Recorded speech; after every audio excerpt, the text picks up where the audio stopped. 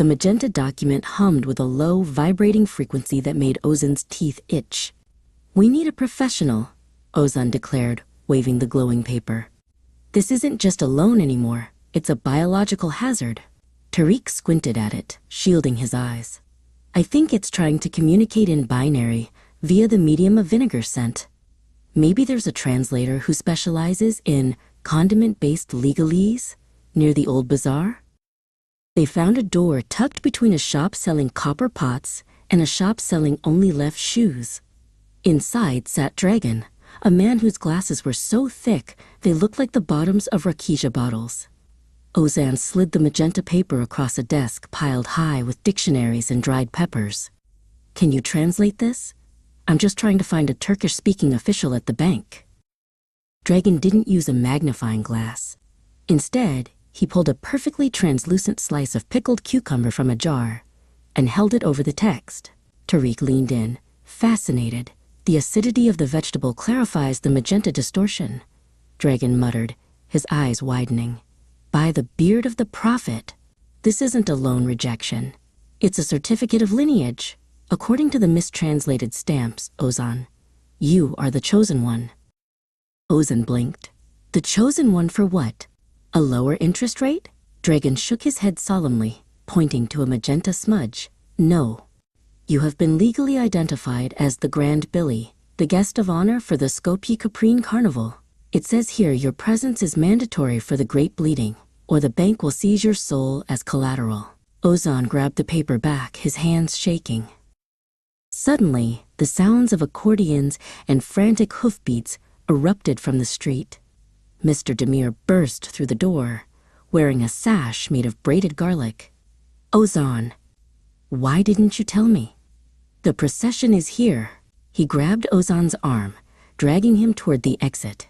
"The people are waiting for their Grand Billy. The goats are restless, and the leeks have been harvested." Outside, the street was a chaotic sea of fur and folk music.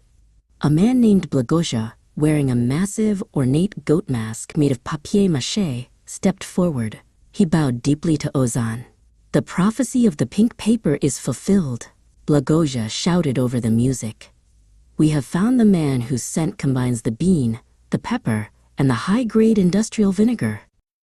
Blagosia gestured to a large wooden platform decorated with thousands of fresh leeks. "Mount your throne, Grand Billy. We must parade through the Pazar before the sun sets on the fermentation vats." Tariq watched from the sidelines, trying to hide his laughter behind his hands.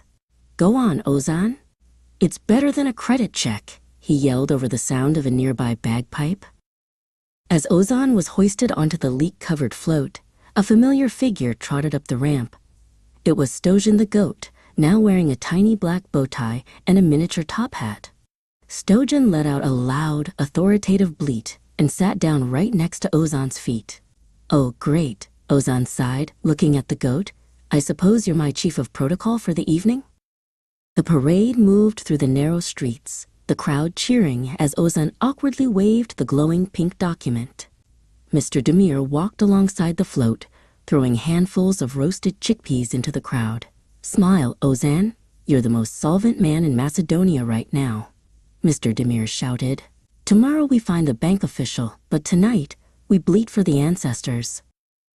At the climax of the festival, Stojan the goat leaned forward and, with a single swift motion, ate the magenta document right out of Ozan's hand.